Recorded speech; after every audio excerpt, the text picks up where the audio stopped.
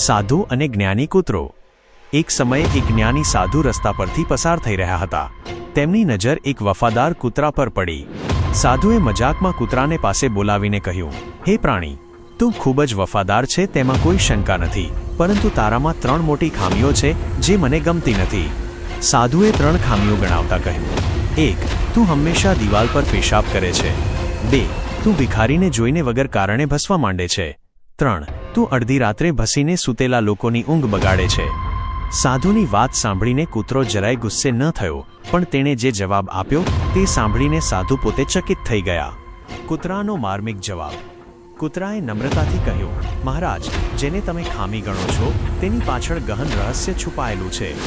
દિવાલ પર પેશાબ કરવાનું કારણ, હું દિવાલ પર પેશાબ એટલે કરું છું કારણ કે મને ખબર નથી કે આ પવિત્ર ધરતી પર કયા ખૂણે કોઈ ભક્તે બેસીને ભગવાનની પૂજા કરી હોય। હું તે પવિત્ર જગ્યાને અશુદ્ધ કરવા નથી માંગતો। ભિખારી પર ભસવાનું કારણ, હું ભિખારીને જોઈને એટલે ભસું છું કારણ કે મને નવાઈ લાગે છે કે તે ભગવાન પાસે માંગવાને બદલે માણસો પાસે કેમ ભીખ માંગે છે। જે માણસો પોતે જ અંદરથી ભિખારી છે તેમની પાસે શું માંગવું?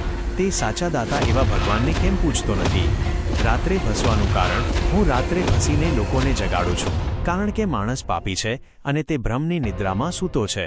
હું ભસીને તેને કહેવા માંગુ છું કે ઓ માણસ, જાગ અને તારા ભગવાનને યાદ કર જેણે તને આટલું બધું આપ્યું છે। આ મોહ માયાની ઊંઘ છોડીને ભક્તિમાં મન લગાડ। બોધ। આ વાર્તા આપણને શીખવે છે કે ઘણીવાર આપણે જેને બીજાની ભૂલ કે ખામી માનીએ છીએ તેની પાછળ કોઈ ઊંડો વિચાર કે હેતુ છુપાયેલો હોઈ શકે છે।